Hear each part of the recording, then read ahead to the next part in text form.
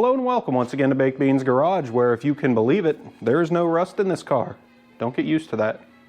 So I had a little bit of a hiatus doing some work around the compound of crust, but today we're back working on the old big bodacious brick, so worry not. Last episode, I ended up doing more rust repair, of course, but now the underside is all nice and pretty, and we're ready to start putting some brakes in it. It may be slow, but I would still like it to stop. Let's get into it. So last time, working on the rear end, I left off right as I ran out of welding wire to fix that hole in the rocker panel, but under here is all done and coated down with the Aussie sauce, the bully liner. It works pretty nice. The only drawback of it that I found is it does shrink a little bit, so a few areas where I got it on there real heavy started to check. Also some areas that were saturated with diesel in the past, it started to peel, so we'll have to touch that up later. Anyways, that's ready to put some parts back in. Said parts, since last time, I cleaned up all the brake lines to get that road tar undercoating off of there, just with Scotch-Brite and brake clean. That was very laborious, but look how nice they look. Speaking of looking at them, they appear to be that fancy nickel-copper alloy, what doesn't corrode, and also is very nice to bend. Expensive though. If you're ever trying to buy it, just be careful. If it's too cheap, it's probably just copper-plated steel. Ask me how I know that. And on to the business end of the stoppers. Got these bits, new master cylinder, got the booster here painted. Like the brake calipers, these come with that gray slime on them that you got to take off with acetone or something, because it keeps it pretty just long enough for you to put it on. Then once that wears off, it starts to look ugly real quick. Brake hoses from Rock Auto, and I soaked all these in some acetone to get all that road tar off. Another testament to the build quality of Volvos. Most of these even survived. I only had 2 casualties. Very nice. And these holder inner brackets for the rear hardline to soft hose junction. Got a long in those because of the lift kit, so we'll do that today. Also might even think about cleaning up this here cross member, what holds the carrier bearing for the drive shaft, if I feel like it. Anyways, just got to put these in. They just tap onto those little pegs under there, and then we'll hang all the brake lines.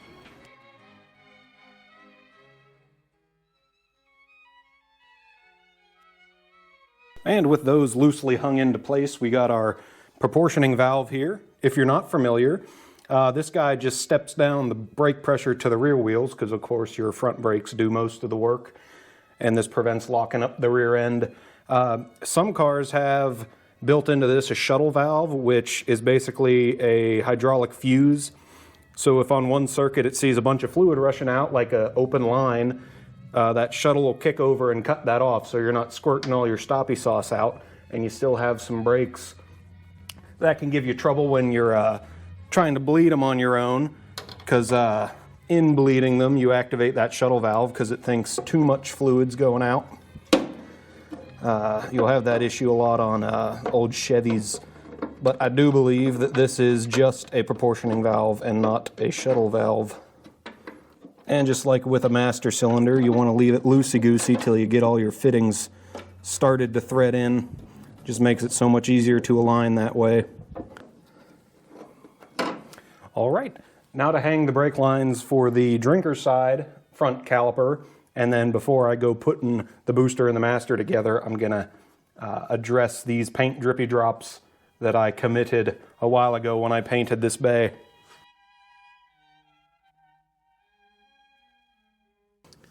So to begin addressing these incompetence marks, now this is single stage paint, so there's no clear coat or anything. It's a little more forgiving than you might expect. However, since it's a metallic, there's definitely going to be some noticeable difference in the flake through here, but we'll clean up the texture and it'll be better than it is right now. So I'm by no means a professional, so of course I have, this is called a denibber, or a denibbing file, and this lets you file down drippy drops like such, and if you're a novice painter, this is just about indispensable. And then I'm just going to come in here with some soapy water and work down from 1,000 grit to, I think, 3,000, then polish it out.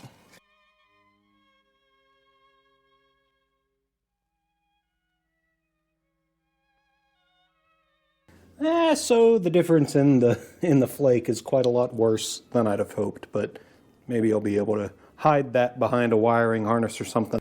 So I'm going to throw that booster in since I'm on this end of the rig.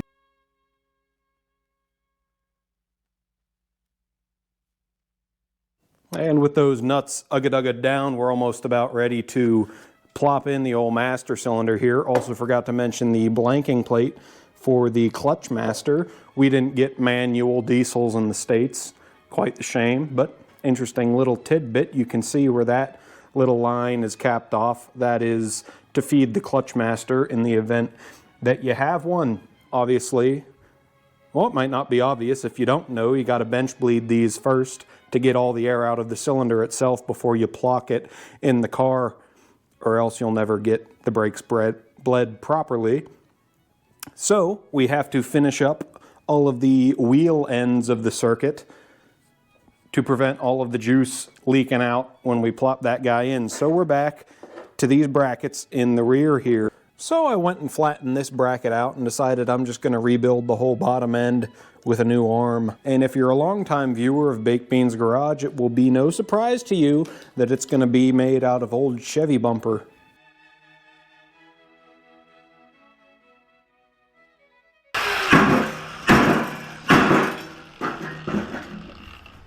Hey, you want to get your money's worth, right?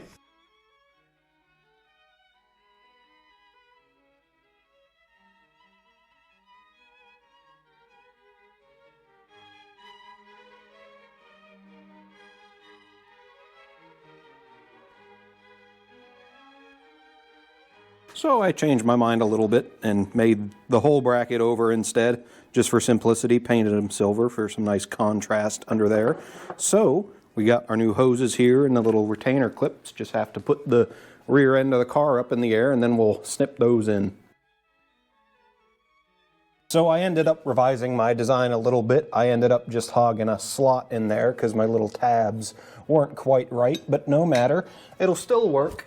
So first I have to clean up the threads for the mount because I was too lazy to mask it.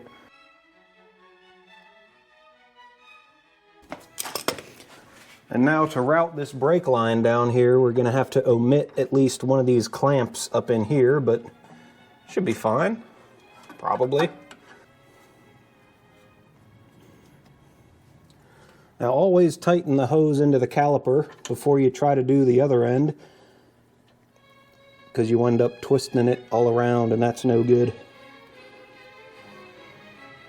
Useful to note, all of these fittings are M10 by 1, which is an unusual fine thread, but the $40 tap and die set from Harbor Freight does have an M10 by 1, which is nice.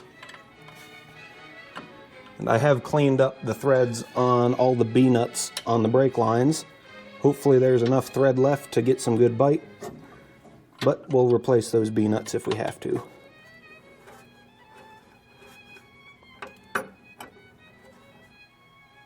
That's not right. I put it on backwards. One moment. Okay, so I hadn't put it on backwards, but I am still a silly goose. This end of the hose is supposed to go through that bracket, so I just need to embiggen this hole here. Get out of the way.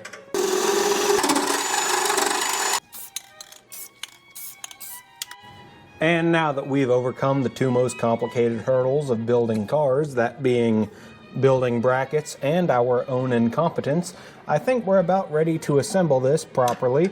So the little retainer clip goes on the B-nut with the open end facing the bracket. Then the hose feeds through the bracket, and then we can thread her in. Another pro tip is that if it came off with a vice grip, it can go back on with a vice grip, because really the hex nut part of this B-nut is the only thing that's tore up. So it really doesn't matter as long as it gets tight.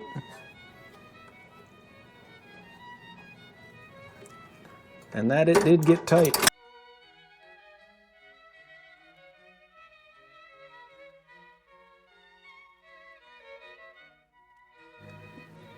And for the frontwards end, we just rinse and repeat for the most part, except there's two of them now.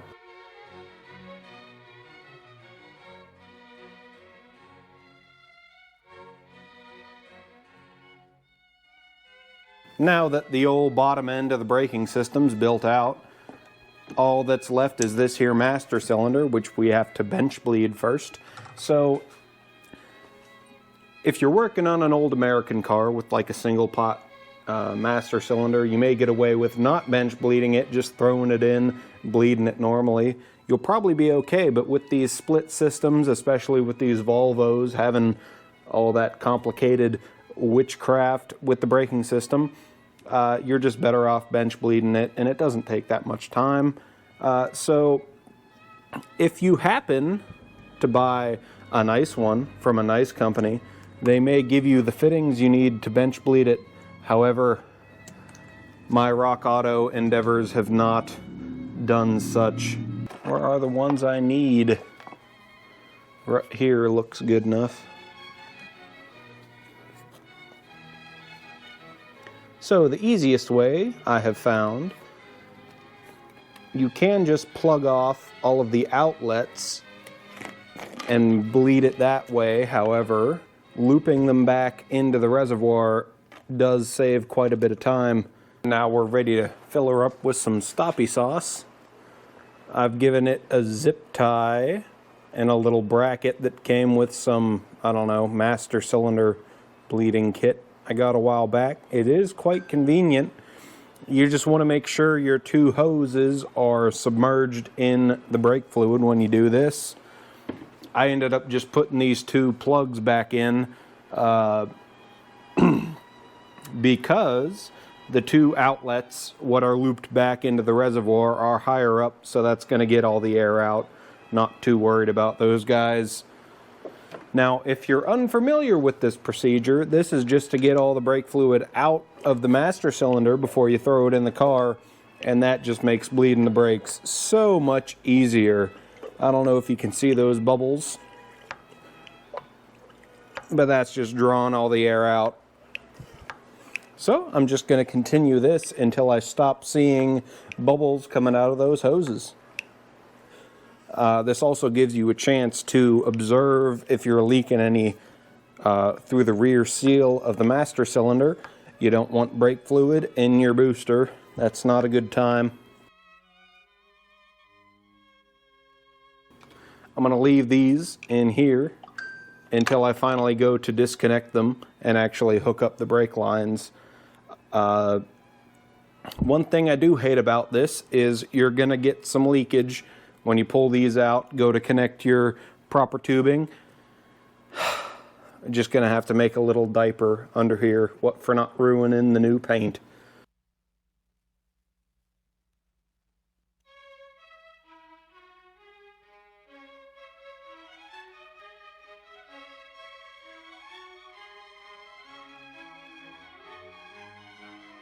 So that's where we're at.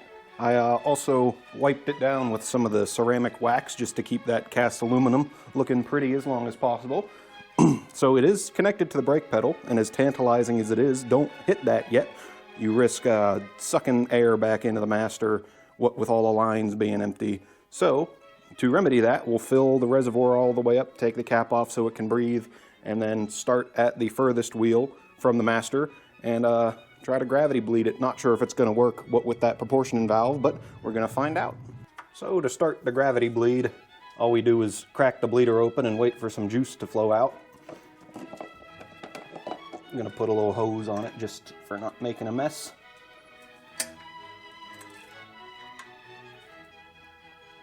Now if this does work, it's bound to take a minute, so we'll just cut. So I waited a couple minutes and nothing happened. It's going to need a little extra persuasion.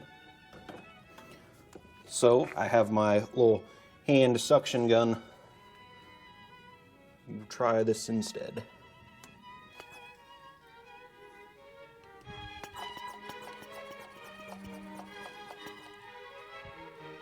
All right, now we got some juice in the jar, so I'll crack that down.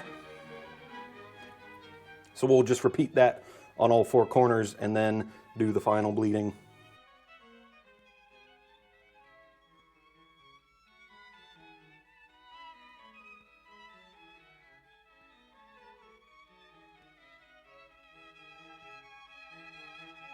So with that out of the way, it's time to do the final bleeding, which I'm going to do the old-fashioned way with the pedal and the and let the bubbles out. So I'm going to get my assistant in the cockpit, and always, of course, keep an eye on the level. Don't want to be sucking air into it. All right, down. Hello, you holding? Good Lord. I'm distracted again. So my apprentice ended up not being all that reliable. So we're going to do this the less fun way. Cargo bar works good for this. We'll just give it a couple pumps and wedge that right like that. And we should get something. You want to use a clear tube for this. There's some bubbles coming out. And just repeat that a million times till there's no bubbles. I don't like to use the suction gun for this part because when you crack the bleeder, it can suck air in through the threads of the bleeder, and you keep getting bubbles and you're chasing your tail. This is just less of a headache in my opinion.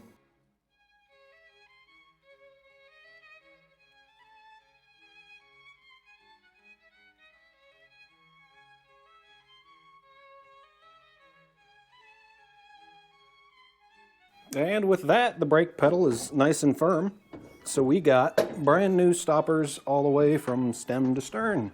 And although that's going to make it a bit of a short video, I think I'm going to end it here because the next few things I have to do have nothing to do with the brakes, and that would be a little non sequitur. So if you're still watching, just know I appreciate you. I do hope you found this video entertaining or informative. If you did, please do leave a like, leave a comment, hit the subscribe button. Any support to the channel is appreciated. The next few videos will probably be a little shorter like this one, as I do the many little tedious things that are left before I get the engine in, start putting the interior together, like rebuilding the heater box, finishing up the floor, the sound deadening, actually putting the engine together. That would be nice. Anyways, I am Chinchilla, and this has been Baked Beans Garage. I will see you next time.